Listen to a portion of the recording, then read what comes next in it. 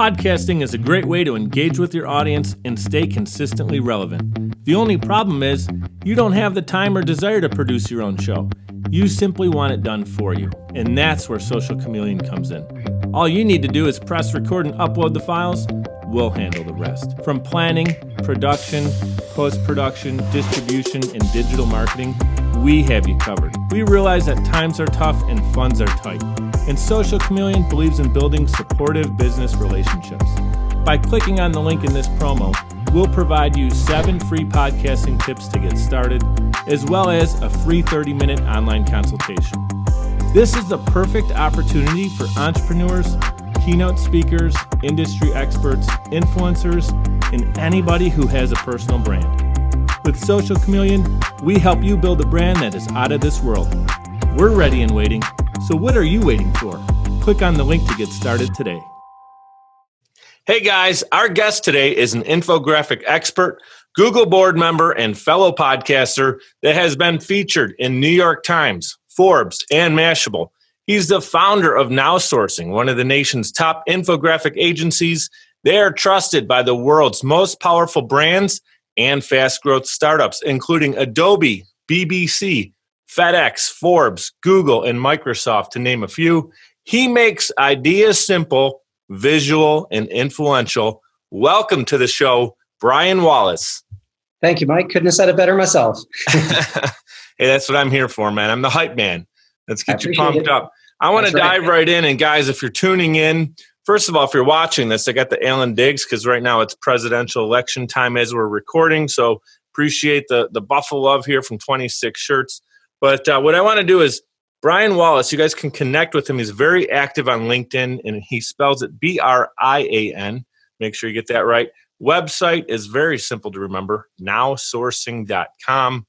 And again, Brian, thank you for being on the show today. Pleasure. Wouldn't miss it. You kidding? Let's go.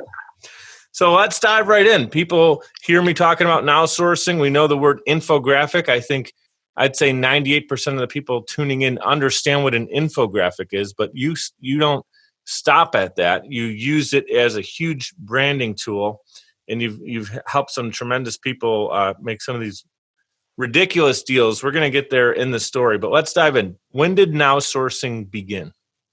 NowSourcing began quite a while ago. Depending on when you're listening to this, we actually started a little over 14 years ago, 2006, back when the world was quite different. You got a teenager on your hands. 14-year-old business. We're an awkward teenager facing an identity crisis. We've actually been busy this year since around then, redefining a bit and crystallizing, very much like you said in the tagline about making ideas simple, visual, and influential. Mm-hmm. That's a new way that we help describe it because, to your point, Mike, while 98% of our listeners may know what an infographic is, that means that 98% really don't understand truly what it does. What something is and what it does are very often two wholly different stories. Mm-hmm. Yeah, so I want you to let's keep rolling with that. So we understand, I think most people can picture what one is, but let's talk about how you actually utilize it, why people hire you, and we can go right into the next part of this. So there's an NBA star. You turned him into a $64 million man, right? And I say your company really helped him, and you shared this off camera with me, kind of like the Moneyball concept, right? That's so right. People might know the movie Moneyball with Brad Pitt. So how do you connect the analytics behind what you do in helping an NBA player who maybe wasn't known as a star get that huge contract? Sure. So it's just like what we said about the misunderstanding of words and what they actually do and how they serve. So I'm sure lots of you have seen those little graphics that you see on the internet where you see an iceberg and there's a few words at the top. So we'll say at the top of the iceberg, it's infographic. And then the bottom of the iceberg is where all those words are. And it's all the magic and the secret sauce of the stuff that goes into it to produce the results. So what do I mean by this? I mean that an infographic isn't a bucket list item of something you do before you die. You want to climb Mount Everest? Great. But making an infographic is nothing to be proud about if it completely misses the point. Very often, people start in the middle of the conversation on pointless details that nobody cares about. the reason that most of these ideas fail is that people start with a bad and flawed idea and premise that is uninteresting to the broader public and the more specific constituents that they're trying to get the attention of. Mm-hmm. So by starting with the right idea, how is it that you see all these marketers, all these geniuses on the internet, and they're like, people have the attention span of a goldfish, 8 seconds. Why is it that they're all going to be binge watching Cobra Kai this weekend for 8 hours? Same brain, same mind, but better package, better story, more permission. Mm-hmm. The reason that most of the content doesn't get noticed is because it sucks. It's uninteresting. Everybody's in a rush to churn out content and feed the beast. That's not how it works. People are fickle. People are discerning. People have ad blocks and things like that. And they have better things to do than read garbage content that isn't packaged correctly enough to emotionally resonate and connect with me that I want to bother to give it permission in my mind, even for the transient moments. And then on top of that, the best way to synthesize information is a story. People know that there's a predictable beginning, middle, and end. And to have data, meaningful data, that makes me say, wow, to back it up is everything.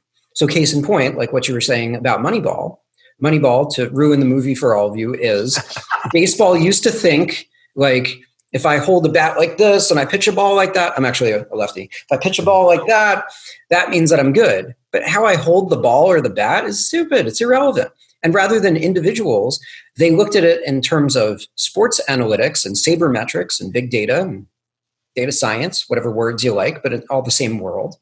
When they looked at it that way, they found that there were underrated players. And when they put them all together, they started to win. And it started with the A's, and then it went to the Boston Red Sox. And then everybody had a data science department. It's gotten so big that people have this thing called the Sloan Conference, where all the sports people and all the analysts get together at MIT every year. It's crazy. It's like a whole weird world.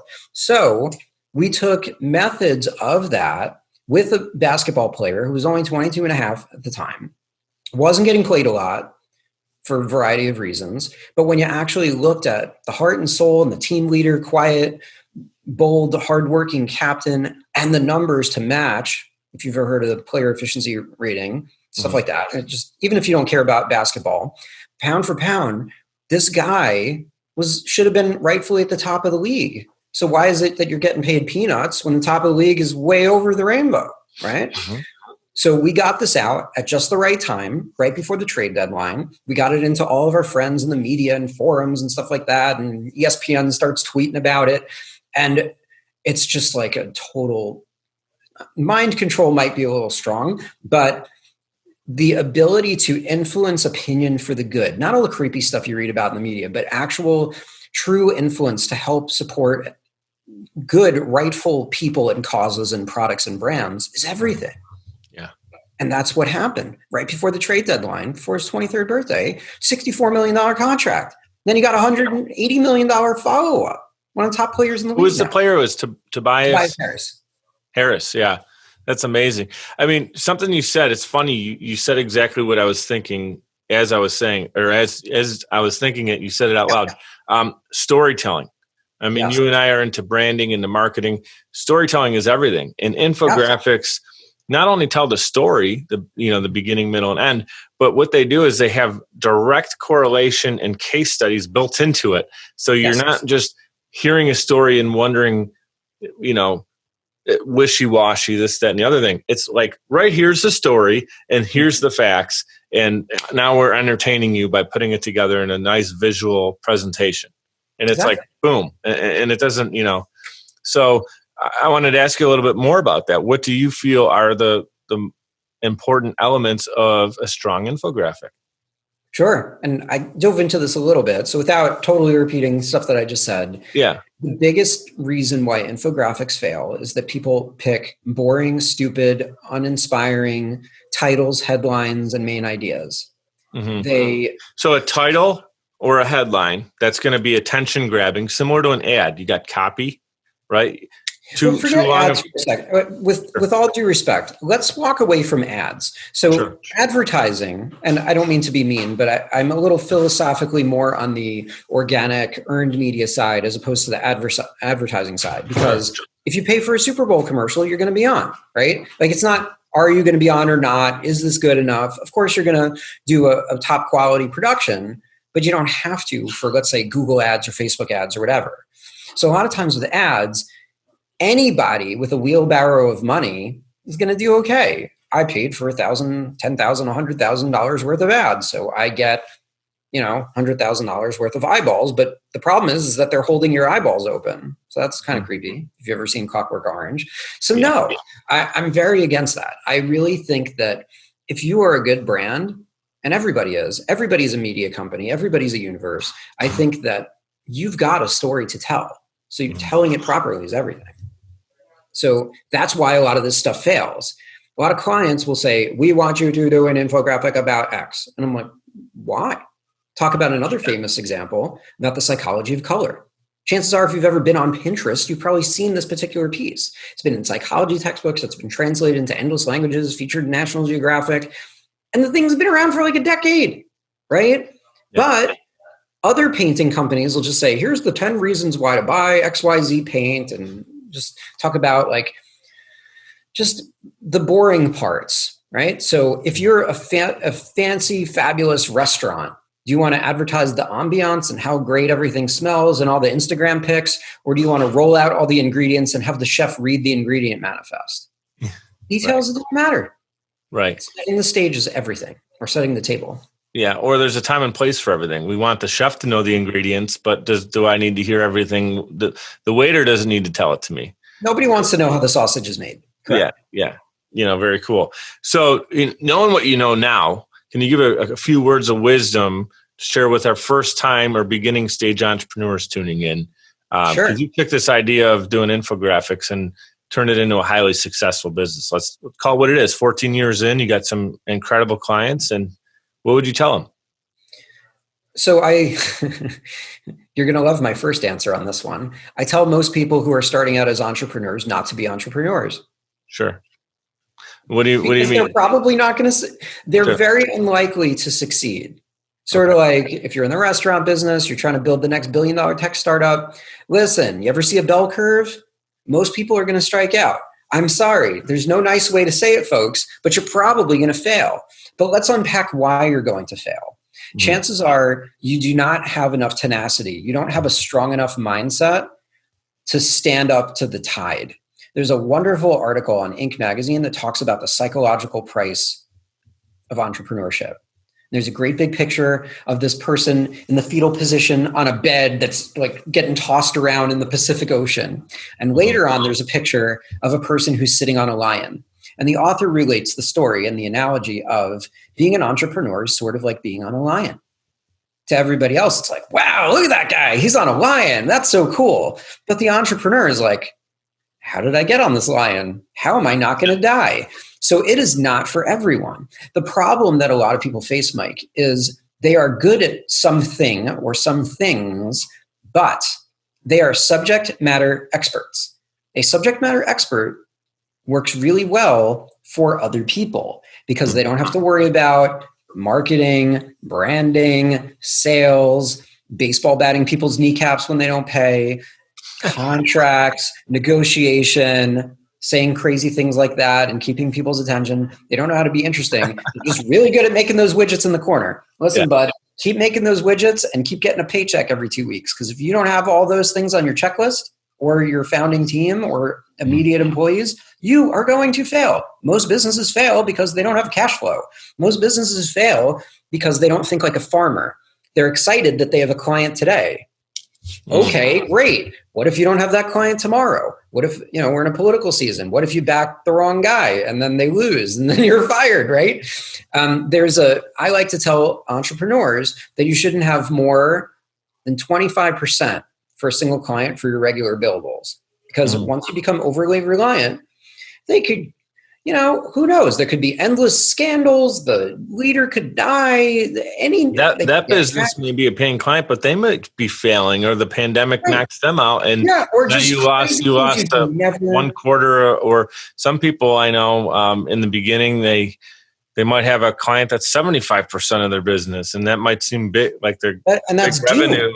But Correct. It's doom. It is doom. Yeah. It's doom, because you might think, oh, my client's bulletproof. They've been around for 100 years. They're worth $10 billion with a B. Mm-hmm. Who cares? There's the other guy who's $50 billion who buys them and fires all their marketers and all their salespeople, all their this and that. And they just... Or they want to start fresh and you're the old guy because the relationship was with the old founder. Listen, I mean, you can lose all sorts of political clout and power in an organization when the new guard comes in and kicks you out to try to prove themselves. The end. A lot of great info. I would suggest you guys go back and listen to that one more time. So at first I was... When you were saying that, you're pitching that line about tell them, if someone says I want to be an entrepreneur, how can you help me out? You'd say, don't be an entrepreneur. I get that, but I'm also in the camp that, like, if you tell me it's going to be hard and it's going to be difficult and I'm going to need to eat crap for 2 years and ride around on a lion, I'm in the camp of, like, if you still feel like you're ready to do that, then go do that. Because a great quote from Steve Jobs, I believe it was, is those that think they're crazy enough to change the world are the ones that do. But we realize that that's like 1% of the people too. So, but plenty of other crazy people don't contribute to society and end up in the mental institution. So and the other thing is, like, if you go out and run, I'm not challenging you. I love what you said. I thought there was a lot of great layers to it. Yeah. But the thing is, I do agree with this, that some people are great salespeople and maybe not the best at running a business. I would even consider myself in that camp. I've been highly successful as a sales rep in multiple companies. And day-to-day operations for me, I need help. I'm not the best person to do every task. You got to delegate the things. No one is the best person to do every task. Right. You shouldn't be like, I am not great with the accounting side of it. I need an executive director to help out with a lot of things, like, but that's the great value point I would say is know what you're really great at and also know what you're not great at, and then build a plan around that. Right. And don't be well-rounded. So don't try to be better at all the things you're not good at. Delegate all that. Also, I love that too. A lot of people try to correct the thing that, I'm not so good in sales, so I'm going to read 35 sales books. Yeah, you might just suck at sales. Get a salesman. Why not get a salesperson instead? You're really good at whatever, building the company website, and that should be what you focus on. Correct. Very, very good stuff. We talked a little bit off camera, and your business partner, you have a nice team in place, but your business partner, right? So the most important person on your team, I'm going to say that into the mic, is your wife, Judy. And I think a lot of people tuning in can relate to either having a family member on their team, or sometimes it's husband and wife tag team to launch a company. Talk about the bonuses of that and also some of the challenges. Well, first off, all credit goes to my wife. Another thing that's super important, I ask a lot of entrepreneurs, especially people who start up, it's like, have you talked to your wife about this? And what do they think? And you see the look and they're like, a little scared. I'm like, so you're talking to me right now? So the person you're married to? Big mistake, bud, because you can go get a big successful company and have it lead to nothing, because entrepreneurship's a lonely psychological torture road. But how to do it with people in your family? I mean, let me say something unpopular. Look, if you're not ready to like hire and fire your family members, you're not ready to be an entrepreneur, right? So you don't bring your friends on to be friends. Right. So how to do it? We focus on different stuff, because you don't need to have a duplication of yourself. Right. So a lot of people, they're racing to the 4-hour work week and, I'm just going to outsource everything. No. Nobody has that kind of schedule. Maybe after you've done everything and like you find a successor or whatever. But the reality is that you're not there to outsource everything and automate everything for your business.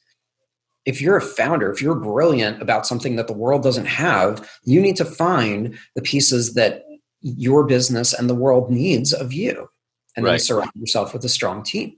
Yeah, because anybody could just have an idea and then put building blocks in place, but it's your specialty, your superpowers. I've heard that used a lot, and I think that makes sense to entrepreneurs. Like what makes you different. People, when they're purchasing something, especially from a salesperson, they're really confiding in that person, the trust, the relationship. That's something there that's in addition to the product, especially if it's something that is easily or readily available somewhere else, right? They can go get this somewhere else, but they want to get it because we got Brian here and we've got a connection. And it's no different than with your business. So if you're trying to just build something and make it look like every other restaurant you see, like you build McDonald's and your logo is red and yellow and has a letter and you have cheeseburgers and, and it's the same kind of thing. What's your value proposition? Like it's this, your value proposition. A crappier copy of McDonald's. I don't know. That doesn't work anymore in the world. Exactly. The reason McDonald's is so successful is that they had such a head start. It's not that they're really good. Like who says I'm going to go out for McDonald's for fine dining? I mean, like I don't eat McDonald's, right? But I'm just saying like McDonald's just had a big head start and it's in more countries and it's just a giant real estate empire. But there's plenty of other categories that have been eating McDonald's for lunch, right? So the whole world of like quick service changed and evolved and flourished into like the fast casual model. There's a lot of models that have been absolutely chipping away at McDonald's. McDonald's was almost dead in the water until they had a few really successful pieces of innovation. They had all day breakfast. They, the story of like all the coffee. Like I know the coffee story, but I watched The Founder and learned about Ray Kroc and how my favorite movie. Yes. Yeah, the brothers, the McDonald brothers, kind of wanted to have their one location shop and just kind of keep it like it was the same thing they were doing for the first 6 months, but just do that forever. And Ray saw progress and wanted to have like the milkshakes and have multiple locations. And then he learned that it was the land, owning the land was where the money was in. So I just thought this guy was creative. Now you can say that things about him being a jerk and stealing the ideas and cutting them out, but they were planning on screwing him over first. I think if they would have did him clean in the beginning, he would have wanted to partner up with them, but they didn't believe in his vision and they were trying to do him dirty from the get-go. So they kind of shot themselves in the foot as far as I'm concerned. Yeah, there's a lot of complicated histories to the etymology of companies. Sure. I'll definitely say that. Yeah, absolutely, man. I appreciate you talking about this one with me. So we talked about some adversity. Entrepreneurs have a ton of it. I never thought about the lion situation, but I think that if that doesn't exist, I'm going to make that as a graphic and like show like entrepreneur and show a guy riding around on a lion. It's in that part. Read the article. It's right in the article. Okay. So there's already there. So we understand entrepreneurship takes, you got to be able to get up after getting knocked out. The most successful entrepreneurs have failed many more times than the average person even thinks about starting. Think about that. So you've been through some crazy stuff with your company, but you've also, unfortunately, with Judy, had a really difficult situation. You lost your newborn son, 1 day old, right? I heard you talk about it on another show. And I appreciate you kind of opening up about that. Yeah. It's a difficult situation. My brother, they lost a newborn baby as well. I had a friend with multiple miscarriages. And so I know it's a very difficult thing to even fathom. You've been through it. And your quote was, once this happens, you can walk through fire. Can you talk about that? I can. So for whenever you're listening to this, at least for the short term, there's probably a global pandemic that's making you sit at home rather than listening to this on your daily commute, right? So how is it that I'm sitting here all chipper and smiley? I mean, of course, I'm dealing day to day and it's hard. I have my moments where I got to walk around the block and lose my cool and say sorry to everybody. That happens constantly. Are you kidding? I'm not invincible. I'm not a robot. I'm not made out of iron. I have feelings too. And it's very mentally taxing to just be in this for the long haul, and we don't know how it's all going to turn out. However, I feel like I am built more for this world than a lot of people you will meet, because depending on where you heard me talking about this, a lot of times I refer to it as life 2.0, because a lot of people have had to adapt to get their mindset into the new normal. So if I've literally watched my child die and like my pictures with him is like when he's already dead and like things that are unimaginable to a lot of people. It's not like devastation competition. Like, don't say, well, I was in the Holocaust and I did this and I got, it's not like, you're not trying to one up anybody. It's cool. Like they're like, we're all cool. Like nobody's making value judgments. We all have our trials and tribulations and challenges to overcome in this life. And that's why we're here. But what I'm saying is, if I've had to deal through that, And if I've had to basically, I mean, it's almost like having like a traumatic brain injury, like to the point where you have to like teach yourself to walk and think again, right? So if I can rebuild myself from like the DNA level up, like from the ground up, okay, so I'm going to sit at home and figure out which sweatpants to wear. I'm pretty sure I've had a worse day than that. I'm not trivializing anything. If you've lost people to COVID or you're dealing with it right now. Sure. Again, it's a perspective shift. There's a perspective shift that I've already had multiple times over in my life. Because if I'm being honest, it's been more than Life 2.0. I've had several things in life, but that's a big watershed moment of thinking differently. So again, thank you for sharing that. But again, perspective. So we're talking, during the pandemic still, thankfully, it seems to be a little bit more towards things are very much opened up as we're recording this. Can you tell us a positive or silver lining of the pandemic for you? Sure. Been super busy. Are you kidding me? Because, well, I like to explain it to people like this. When the economy does well, we do okay. When the economy does bad and crazy things are happening, arguably, a lot of times we do better because you're not flying on a plane to do a handshake deal across the country. You're not going to a conference and having trade show booths. So I can literally say to people, it's like, look, you got this whole kitty of money for other crap that you can't literally do. So even if you think that all this is too good to be true or crazy, like what else are you doing, right? So a lot of people are like, oh yeah, my website, my presence, news, Google search, all these things, all the artifacts that we produce for people that resonate with people are made possible. All this stuff, like we'll do that when we have time, even though most entrepreneurs still don't have any more time. We're just more efficient really is the word I'm looking for. We're more efficient, I feel like, because we're not moving around, flying around, doing all the crazy stuff. We're like looking at our calendar and it's like boom, boom, boom, boom, boom, right? And then those things that it's tricky though, right? Yeah. So as much as we can be more efficient doesn't mean that we are. So a lot of entrepreneurs, I'm sure, will relate to this. Oh, now I don't have to go here and I don't have to go there and I don't have to go on a plane and I'm just at home and I don't even have to commute to the office. Everything's right there. So it becomes this allure to just sit there even more. And it is, it's a challenge of burnout and over leaning too much into that, where you could find yourself at an absolute psychological almost in a trap. Yeah, it could be like a trap too. It's a hamster wheel. Yeah. So please take care of yourselves, everybody, is what I'm trying to say. But there's a mindset and a methodology that I've been thinking about since pretty early in the pandemic that I'd like to explain a little bit. Yeah. So a lot of people love to throw around the word resilience. And I would argue that the word that they're looking for is not resilience, and it's a misnomer. It's not exactly how they understand it. Let me explain. So there's a really smart guy. I think his name is Nassim Taleb, and he's an economist. He's the guy who talks about the black swan moment in the markets, but he also talks about something even arguably, in my mind, more interesting, a concept called anti-fragility. But before we explain what anti-fragility is, let's explain the two other ways that you can exist. Okay? One is being resilient. Okay? Yeah. Being resilient. Let's say that we're playing a video game. We're playing Mike video game, okay? Yeah. Mike is the star. Mike's the character. I put the quarter in and I press play. Now Mike is the hero of the journey. Mike starts at 100 health. Then the dragon comes or whatever.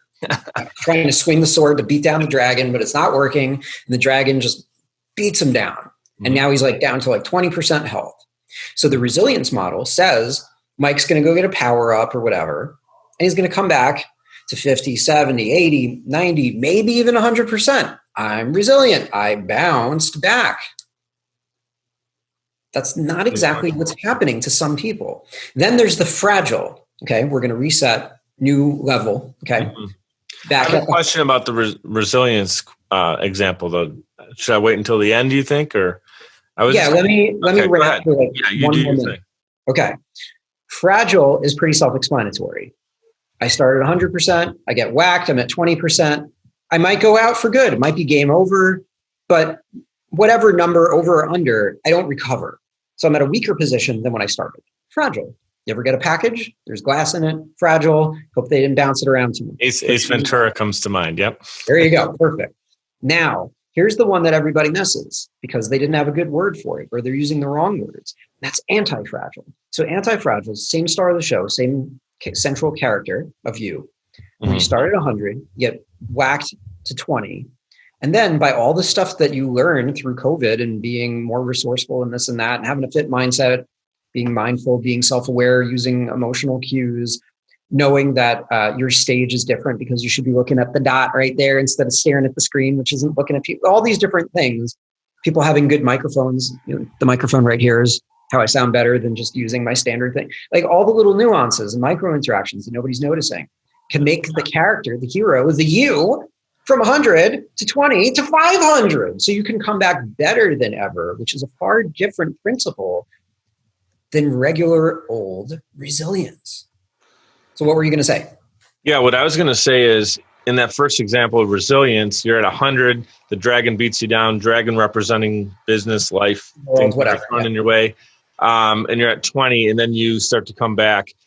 You don't just come back at a percentage equal to where you were. So like, for example, this is how I'm thinking of it. You're at 100, you get knocked to 20. So at some point you're at 50, but you're not, so you're 100 down to 50, that 50 mark, from 20 and back to 50. You're not the same person at 50 here and 50 here, because the beatdown factor, now you got more weight on your shoulders, you got more stress and angst, and it could be good things too. You could have learned from a bad situation, you're stronger. So even though number wise you could be back to 50, here you learn more stuff on the knockdown and the build back up. So I just think that was kind of neat when you were explaining it that way, that people on the way back up aren't just, we're not a number that's just growing. We're people that are learning, adapting, growing, educate. Like, yeah, we're living organisms. We're not just a number.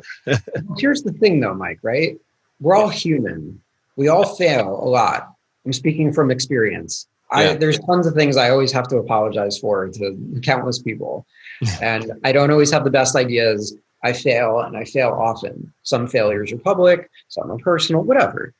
I'm not a perfect being. I seek to do well, and I'm not trying to hurt people. But awareness is huge, though. At least you got to understand it. That comes with time. I've been young and dumb before. That's why they call it young and dumb. Doesn't mean that you're automatically dumb if you're young, but a lot of experience helps get you a little bit more battle ready. But here's what I would say back to your response on that, Mike, is what you're describing to me is a person that is on the road to success through anti-fragile model. Yeah. Because some people never learn a lesson. Like, what's the definition of insanity? You watch the movie and you expect something different to happen? I mean, come on. People are like that though, right? Yeah.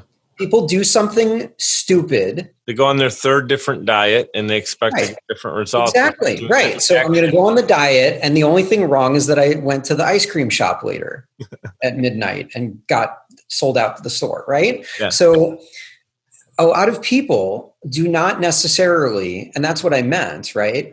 So going from 100 to 20 to 30 to 40 to 50, a lot of them don't come back to 100.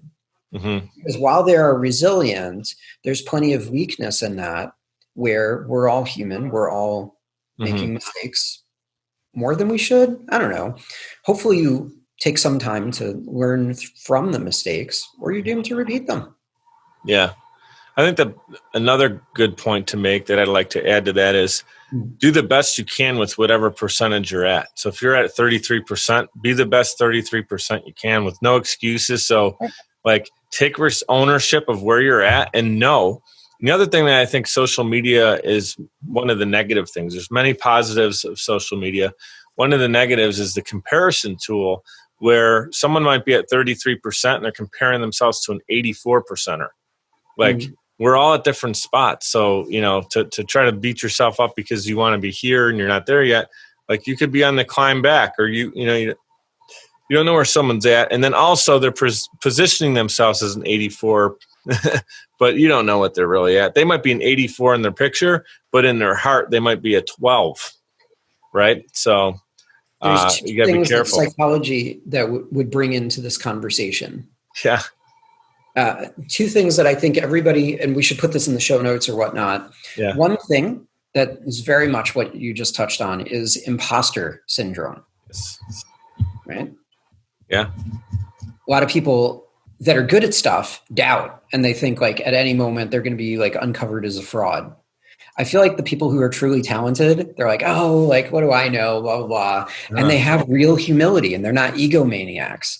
I look for that because I don't trust a lot of people on the internet because anybody can slap on a suit and say that they've been featured and then this and that. And like they did one thing ever and then they just ride it forever, or they didn't even do anything. And then they just like sell courses all day.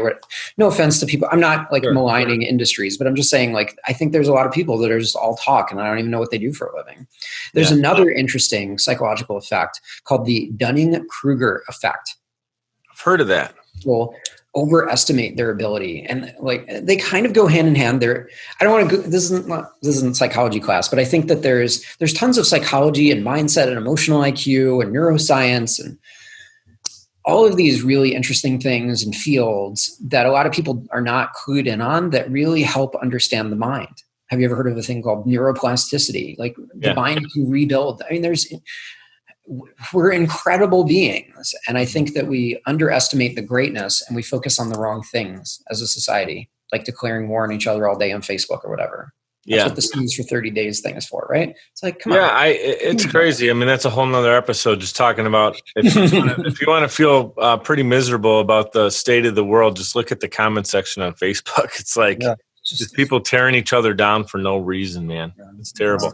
Hey, let's go back to being positive. That's what the show is about. That's what we're here for. Yep. So, how about this? If you can give our audience a message to be, inspire them to be brave and bold in pursuit of their dreams, what would you share with them? I have a hardcore answer to this that nobody likes because it's true.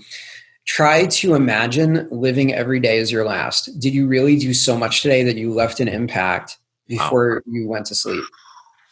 But remember, Mike, you know why I say that. So I come from a position where I watched it and I know that's too much for some people. So I'm sorry, but you did ask and that is my answer. No, I think that's great. Yeah. If you literally had one day to do what you were supposed to do today, how would you execute it? Would you half-ass it, or would you have the all-star performance that you know you're actually capable of, or are you going to half-ass it and try to tell yourself that it was okay? Right. You know? Only the person that is listening to us say this can figure that out for themselves. It's very hard to hear that. Yeah. How about this? This is slightly a curveball. We talked about baseball and just whatever curveballs you want. If you could be known for one thing, what would it be and why? If I'm known for one thing. I think there's an easy answer that might jump out, but you don't have to answer. Let's hear your answer and then I'll give you mine. Well, I mean, the number one thing associated with Brian Wallace is infographics, right? You're the expert. But if you can be known for one thing, it doesn't have to be that. So I think that when people understand me like that, they don't understand what I'm doing. Infographics are a vehicle for the thing that I'm actually known for, which is influence. So like I have like a whole like book in my head on this and I'm just like, there's too much to juggle. So it might never happen. I don't know if that's really my best utility to encapsulate. Delegate it, get a team working on it for you. There's tons of stuff that should not be delegated. And this is one of them. Okay. I have very different and original things to say on this, but in brief, I think that I'm really big on proper words, right? So infographic not being understood right, anti-fragility and resilience aren't the same thing, right? So you've heard me kind of dive into the nuance of how one word doesn't mean what everybody causes it to mean. And they didn't change language. They're using imprecise and incorrect definitions of things. So the word influence has been absolutely kidnapped and ransacked into this weird world called influencer. Remember like the Fire Festival that wasn't, and just weird stuff like that, where there's just all of this veneer of success and veneer of glamour and the glimmer of the rich and successful and all of that. That is not what influence is. That is the falsehood and greediness and self-servingness of the dark side of influence. Mm-hmm. To truly influence people, products, things, services, whatever. There's a great guy by the name of Dr. Rick Rigsby, who has an amazing commencement speech, which you can look up. He's on Goalcast, a bunch of other places. And among other things that he talks about, he says something along the lines of, use your influence to impact others. So a truly influential person, or as Bob Berg would probably phrase it, he would call it the go-giver, right?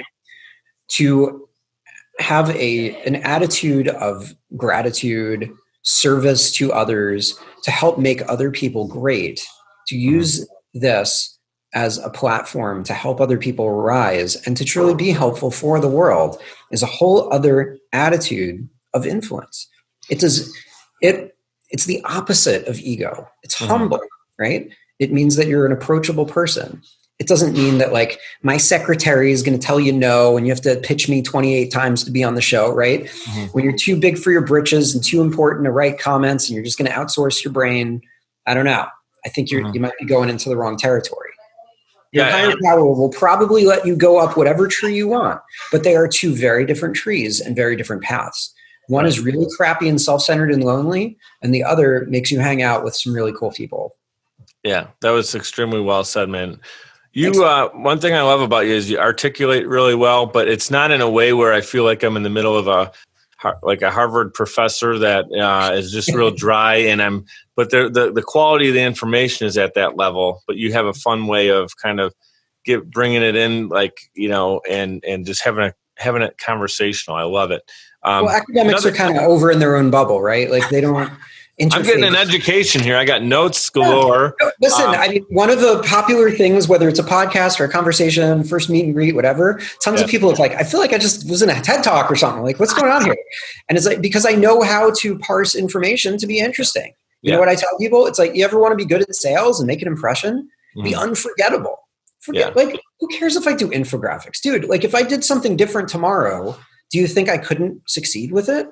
I didn't start doing infographics, by the way. It doesn't define you. I appreciate it, and I'm glad that I asked you that question because it's super strong. And again, it goes back to the basketball player situation. Like an infographic alone isn't what caused that situation to work out for him. It was of the information and how it was used as a tool to drive that story and bring awareness to it. Right.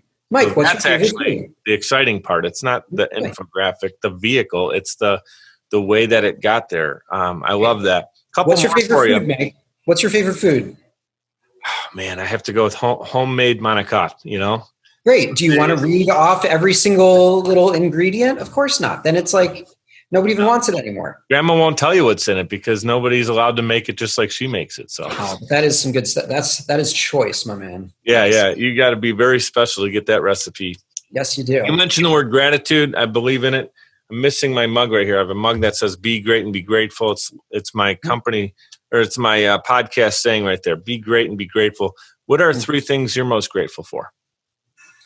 Ooh, let's see. So I happen to be a religious Jewish person. Okay. This isn't to sell you on religion or whatever. Do whatever you want. Like you're all grown-ups. Come on. But I will tell you that the first thing that a person who's of this faith that is religious says a prayer in the morning to God, thanking God for letting me wake up today. Sleep is a 60th of death. Okay. So I am literally part and parcel. So the other end of the bookend to living every day like it's your last. Well, what would I say at the beginning of the day, which nobody bothers to ask me, but I'll ask my own question and insert it over there. What I would say, my goal of the first part of the day is to be utterly grateful, like it's an undeserved gift to even wake up. So we're going to start with that. Then we're going to go with, and all the things that involves, having a higher power, having a kind of a blueprint for life. Next, for sure, would be family, to have treasured loved ones around us. I'm blessed with a large family. And I think third, we're going to go with being self-aware. I think, I've been a pretty smart guy for a while. Everybody's told me that in my life. But nobody cares if you're smart. I think a lot of people that are smart think that because they're smart, they're just going to be successful. And then they never learn how to be grateful. They never learn humility. They never learn emotional intelligence. They never learn how to read a room. They don't understand empathy. They don't understand how other people work. They feel bad that other people are stupid, whatever that means, because everybody's smart at different things. So I think that over the years, I have learned who I am and why people like me and watch all my stuff to the end, because I know how to be interesting. You're not going to find half a second of dead air. Because while I'm thinking about something, I'll have another thought to go with it. Awareness is so important. Yeah. I mean, you can say I'm a big sports guy. Awareness. I would take a quarterback with awareness over a guy that, I got Josh Allen and Diggs on the shirt again. People always pick on Allen because they say he's just got a big arm, but he doesn't know what to do. And this year, guess what? He started 4-0. He showed a way better awareness this year, and his accuracy went up. And he was taking what was there. You could see he's matured into it. I would always rather have someone with awareness than the superpower of smarts, because that's, again, just like the infographic by itself is nothing without the messaging, the purpose. And so awareness, that I love that. So that's 3 great things, having the gift of today, your family, and awareness. And I'm going to let you with this last question. Take as much time as you want. Any last insight you'd like to deliver to our audience? Oh man, I just saved all my great stuff. Like I would have said, to just go ahead and live every day as your last. I gave you one bonus question. Nobody else got that. All right. Let's do some practical things. I think that although we're sitting here and talking about how awesome we are and successful and this and that, plenty of people are hurting bad. Every week, there's a new jobless claims report. I didn't even see what today's is, but I'm sure it's good and depressing. So chances are there's just millions and millions of Americans, and all these other countries are going into lockdown right now. Entire industries are suffering and could never come back. I mean, like a full third of restaurants may never recover, hotels, travel, tourism, like all this stuff and all the ripples of that, and movie theaters and tons of retail stuff. Lots of people are hurting.